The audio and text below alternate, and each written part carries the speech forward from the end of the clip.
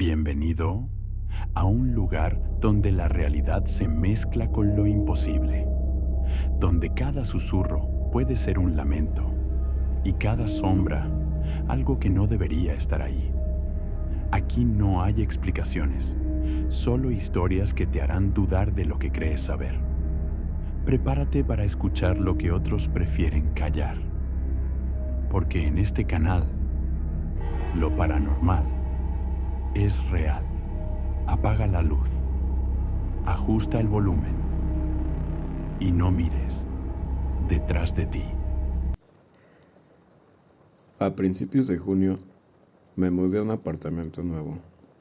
Para empezar, el personal de mantenimiento se negó a entrar sin darme explicaciones. Recibí las llaves y firmé el contrato el 15 de mayo. El apartamento no estaba terminado. Les di hasta finales de mayo para terminarlo, ya que vi varios inquilinos se mudaban a la vez y pensaron que estaban ocupados. El día antes de mi mudanza, no había hecho nada. Seguía viendo telarañas por todos lados, arañas lobo y viudas negras por todas partes, metal expuesto entre las alfombras. Terminando el apartamento yo mismo. Fui a principios de este mes y hablé con la administración. Me prometieron que vendrían al apartamento y harían una expansión para arreglarlo, pero nada, lo cual podría indicar que un complejo de apartamentos es realmente irresponsable. El día que nos mudamos, empezamos a oír ruidos, como pequeños golpes y golpes. Supuse que eran los vecinos y seguí adelante. Mi hija de 17 meses empezó a dormir en su propia habitación y durante los primeros días le encantó. Al tercer día empezó a despertarse gritando varias veces. La levantaba para consolarla, pero ella solo decía miedo y se negaba a volver a dormirse. Supuse que era simplemente nuestra pequeña adaptándose a la mudanza y al cambio de su situación para dormir. He seguido oyendo cosas y empecé a hacerle comentarios a mi marido sobre lo sucedido. Y él me decía que era una tonta. La actividad paranormal de la vida real, lo juro. Desde hace una semana. Mi hija tiene una tortuguita adorable que puede empujar y al presionarla los botones hace ruidos. Mi esposo la acostó para que durmiera la siesta. Estábamos disfrutando de nuestro tiempo a solas, medio viendo algo, medio poniéndonos al día con todo lo que nos había podido hablar. De repente, la tortuguita rodó y el sonido desapareció. Mi esposo me dijo que no le diera importancia, que era raro, pero no era nada. Anteayer se fundió la luz de la estufa. Me aseguré de que el interruptor estuviera apagado al cambiar la bombilla. Puse las bombillas en mi lista y seguí con mi día. Ayer mi marido fue a ver a unos amigos y estábamos solos, mi hija y yo, en casa. Le preparé la cena y la acosté. Normalmente se queda tumbada hablando solo unos minutos y luego se duerme. Anoche hizo lo mismo, pero le costaba mucho conciliar el sueño y se ponía inquieta. Solo reía y hablaba. Fui a su puerta y me asomé, y estaba sosteniendo su chupete contra el techo mientras estaba tumbada. Y luego se le acercaba diciendo, mío. Lo hacía una y otra vez, riéndose, como si estuviera jugando con alguien. Me reí de su comportamiento infantil y seguí limpiando. Unos 10 minutos después no la oí, y asumí que se había dormido. Entonces soltó un grito espeluznante. Corrí directo a su habitación, y su chupeta estaba ahora en medio del suelo, lo que seguía sin ser un gran problema porque siempre lo tiraba. Después de que la durmiera, me metí en la ducha. Cada 2 minutos oía algo, como si alguien estuviera hurgando en mi sala y cocina. Sonaba tan mal como si estuviera en nuestro apartamento. que tenía salir de la ducha para confirmar que no había nadie. Se lo conté a mi marido cuando llegó a casa y él solo me dijo que probablemente estaba ansiosa por estar en casa tarde y sola con el bebé. De vez en cuando trabajo en el turno de noche, en el hospital. Y esta noche es una de esas noches. Mi marido me envió un mensaje y me dijo que jura haber visto a alguien caminar hacia la habitación de nuestra hija después de acostarla. Estaba en el baño, justo al lado de su habitación. Estoy solo a unos minutos de casa, así que me fui a almorzar. Mi esposo me recibió fuera y al entrar, la luz que había apagado días antes se encendió unos 5 segundos y luego se apagó.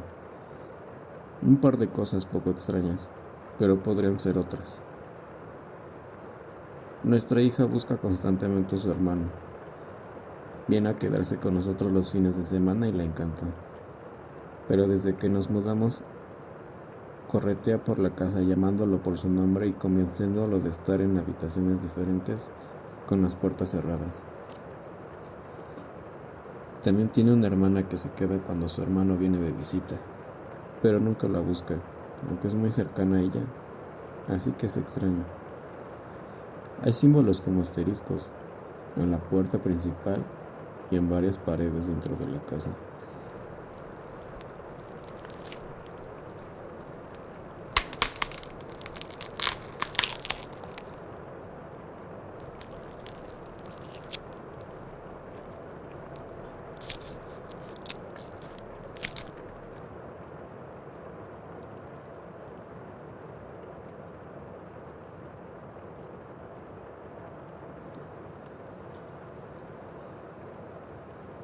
El metro aterrador.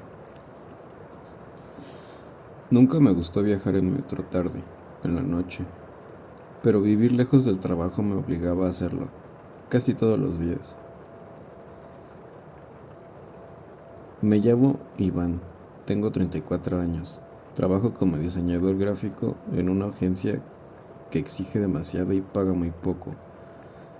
Lo que les voy a contar ocurrió hace poco más de un año, pero todavía me cuesta hablar de ello.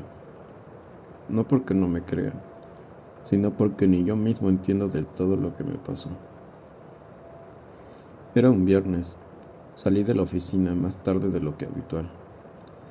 Pasaban de las 11:40 p.m. Cuando llegué a la estación Zaragoza, en la línea 1 del metro de la Ciudad de México, estaba casi vacía. Solo una pareja abrazada en una banca y un hombre dormido en el último asiento. El aire era más denso de lo normal, con ese olor metálico mezclado con humedad y grasa que solo se siente en el metro cuando todo está a punto de cerrar. Esperé el tren de siempre, ese último convoy que nunca se retrasa, pero ese día sí lo hizo. Pasaron 5 minutos, luego 10. Miré mi reloj y sentí ese malestar estomacal que uno experimenta cuando algo no encaja. Las luces del andén comenzaron a parpadear. Nadie parecía notarlo, ni siquiera el tipo dormido. Luego, un sonido seco, no como el de un tren, era más orgánico, como si algo raspara las paredes del túnel. Y entonces llegó el tren. Pero no era el mismo. No tenía anuncios, ni grafitis, ni publicidad en las ventanas. Las luces interiores eran de un amarillo sucio, apagadas en algunos vagones. Me pareció extraño, pero el sueño y el cansancio pudieron más que la sospecha. Subí. Dentro no había nadie, solo el zumbido constante de los fluorescentes y el chirrido de los rieles. Me senté en el tercer vagón, como siempre. El tren arrancó sin emitir el clásico anuncio de próxima estación, ni el pitido, solo avanzó. Y fue ahí cuando todo comenzó a ir mal. El vagón no tenía reflejos, Lo noté porque siempre, al mirar por la ventana, uno se ve reflejado, aunque sea ligeramente. Esta vez no, solo veía oscuridad, pero no la del túnel. Era algo más denso, como una tela negra agitándose en la distancia. Pasaron 3 minutos y el tren no se detenía. Miré el mapa de las estaciones, pero estaba en blanco. Me levanté para ir al siguiente vagón y ahí fue cuando lo vi. Una figura, de pie al fondo, alta, muy alta, como de 2 metros, cubierta con una especie de tela negra que parecía flotar, como humo. No tenía rostro, solo 2 huecos oscuros, donde deberían de ir los ojos.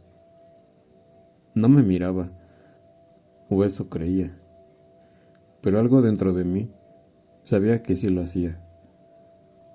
Volví lentamente a mi asiento, sin dejar de observarla. No se movía, no caminaba, pero cada vez que parpadeaba, parecía estar un poco más cerca. Decidí cambiar de vagón. Corrí, entré al siguiente y me aseguré de cerrar la puerta. No había nadie. Respiré aliviado. Pero entonces las luces se apagaron. Quedé en la más absoluta oscuridad durante lo que me parecieron horas. Mi corazón retumbaba como un tambor en mi pecho. Escuché pasos lentos, pesados, arrastrándose. Me acurruqué entre 2 asientos, rezando como cuando era un niño. Las luces regresaron y ya no estaba solo. A mi lado sentada había una mujer. No se movía, no respiraba. Tenía el cabello cubriéndole el rostro y un vestido antiguo, como de los años 50. Sus pies no tocaban el suelo, flotaban, suspendidos, y cada tanto su cabeza se inclinaba hacia mí. ¿Ya confesaste?, susurró con una voz seca, como si llevara siglos sin hablar. Me levanté de un salto y corrí al siguiente vagón, luego a otro y a otro, pero cada uno era igual, distorsionado, lleno de figuras estáticas que aparecían y desaparecían. Algunas parecían cadáveres, otras eran sombras sin forma. Había niños llorando, hombres sin ojos, cuerpos que colgaban del techo como marionetas. Perdí la cuenta de los vagones. El tren no se detenía. En algún momento de los vagones tenía espejos por todas partes. Me vi en ellos, o creía hacerlo, porque en el reflejo yo sonreía con una boca que no era la mía, con dientes más largos, más afilados, y detrás de mí la figura alta del principio, inmóvil, observándome. Me golpeé la cabeza contra la pared. Quería despertar, salir, morir, incluso, pero nada funcionaba. Y entonces, de pronto el tren se detuvo. Las puertas se abrieron con un chirrido que sonó como un grito. Afuera no había andén, solo oscuridad. Pero algo me empujó a salir. Sentí que debía hacerlo. Caminé. Y de pronto volví a abrir los ojos. En el mismo vagón donde había subido. Estaba amaneciendo. El tren estaba detenido en Patitlán. Nadie me creía cuando conté lo que vi. Me dijeron que me quedé dormido, que probablemente fue una pesadilla. Pero no, fue un sueño. ¿Cómo sé que lo fue? Porque desde ese día, cada vez que paso por Zaragoza, veo reflejado en la ventana de mi vagón a la figura alta, de pie, justo detrás de mí, y cada noche está un poco más cerca.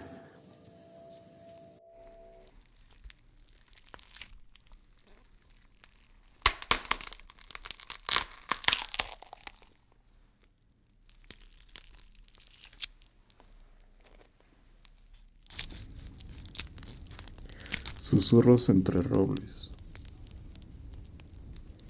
Valeria caminaba al frente del grupo. El bosque al atardecer repasaba su repertorio de recrujidos, ramitas y hojas que se amontonaban a sus pies. El aire, húmedo y cargado de musgo, le subía por la garganta con cada respiración. Su corazón mordía el silencio del sendero. Lucas y Andrés venían detrás, hablando en voz baja. De pronto, ella se detuvo. Sintió, más que vio, un movimiento. La luz del atardecer proyectaba una sombra larga que cruzó por entre los robles. Valeria se frotó los brazos cuando un escalofrío recorrió su espalda, como si el bosque exhalara una bocanada gélida. Lucas se giró y murmuró: ¿Viste eso? Su voz temblaba. Valeria negó con la cabeza. Aunque su pulso le martillaba en las muñecas, Andrés fue el primero en hablar, disculpándose en voz rota. Volvamos. Está oscureciendo. Pero el grupo, lejos de retroceder, avanzó un poco más, impulsado por esa curiosidad fatal. El sendero, antes claro, se bifurcó. Cada camino que se perdía entre arbustos secos, ramas torcidas y raíces que parecían intentos del bosque por retenerlos. La linterna de Andrés tembló en su mano hasta apagarse sin aviso, como si se hubiera tragado el silencio mismo. La oscuridad engulló todo. Valeria oyó primero su propio pulso, luego un susurro, una voz suave, cargada de familiaridad. Valeria. La dirigió la mirada hacia la izquierda. El calme de la noche lo rompieron sus ojos reflejando una figura delgada, con su forma exacta. No era ella. Estaba demasiado quieta, demasiado perfecta. Andrés retrocedió un paso. No es real, murmuró, pero el susurro volvió, ahora llamando su nombre, prolongado, vacío de emoción, como si lo arrastrase una corriente fría. Valeria cerró los párpados. Al abrirlos, los árboles parecían inclinarse. Las ramas formaban arcos góticos sobre sus cabezas. Podía oír el raspado de los troncos, algo que buscaba alcanzarlos. Sintió una humedad fría que le rozaba el cuello. Lucas tropezó y cayó. En su caída, el haz de luz de la linterna saltó hacia el rostro de la figura con forma de Valeria. Esta alzó una mano, extendió los dedos largos y esqueléticos, el contorno de sus uñas como garras listas para atrapar. Ven, farfulló la voz de su doble. Ven con nosotros. El corazón de Valeria sangró en su pecho. Sintió una quemazón en la garganta. Las lágrimas le brotaron sin aviso. Lucas le tendió una mano y Andrés la otra, con voz temblorosa. Corre. Ella lo hizo. Corrieron sin rumbo cierto, siguiendo cualquier sendero despejado. La risa del bosque retumbaba, breve y hueca, ecos en el follaje. Cuando por fin alcanzaron la linda del bosque, la luna asomó entre las nubes. El silencio se desvaneció. No había figuras. No había campamento abandonado. Solo el susurro del viento en las hojas, como si el bosque respirara, esperando. Valeria se abrazó a sí misma. Miró atrás. Bajo la sombra de los robles, creyó ver una mano alzarse, y la oscuridad se tragó el gesto. Nunca volvieron, pero desde entonces, en cada noche sin luna, los tres escuchan, muy lejos, su nombre y saben, no todos los regresan del bosque.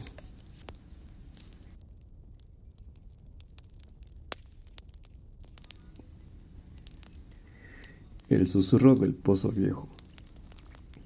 Nunca fui una persona supersticiosa. Siempre creí en que todo tenía una explicación lógica. Hasta que me mudé a la casa de mi abuelo, en un pueblo olvidado entre montañas. Él había fallecido hacía poco y la propiedad necesitaba a alguien que la cuidara. Yo, sin mucho que perder, me acepté quedarme. La casa estaba vieja por sólida.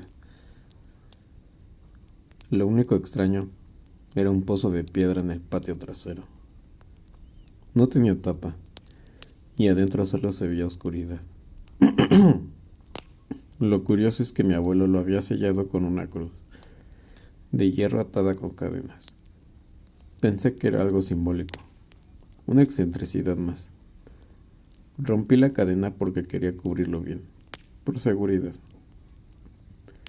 Esa misma noche empecé a escuchar cosas, golpes sordos desde el fondo del pozo, como si alguien raspara la piedra desde adentro.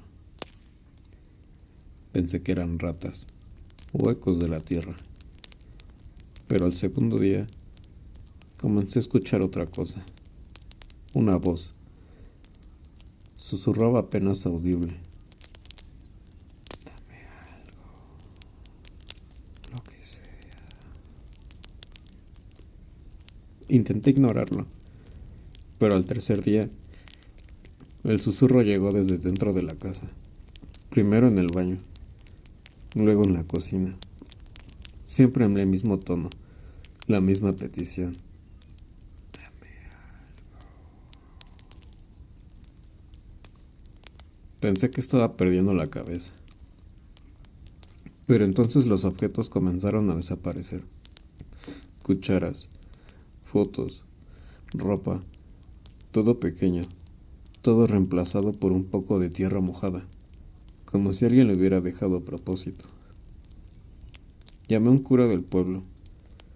Al ver el pozo, se persinó y dijo que nunca debía haber roto la cruz, que ese pozo no llevaba agua, sino que era una boca vieja, un sitio de ofrenda donde, según la leyenda local, se alimentaba a algo para mantenerlo dormido.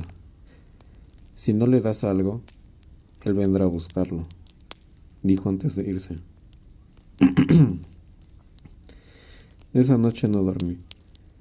Me quedé despierto, encerrado, con un cuchillo en la mano. A las 3:12 a.m. escuché los pasos, lentos, mojados. Venían desde el pozo, atravesando la casa. El suelo crujía con cada paso. Se detuvieron justo detrás de mi puerta. Y entonces escuché el susurro. Esta vez claro, definido sin distancia. Tú también me sirves.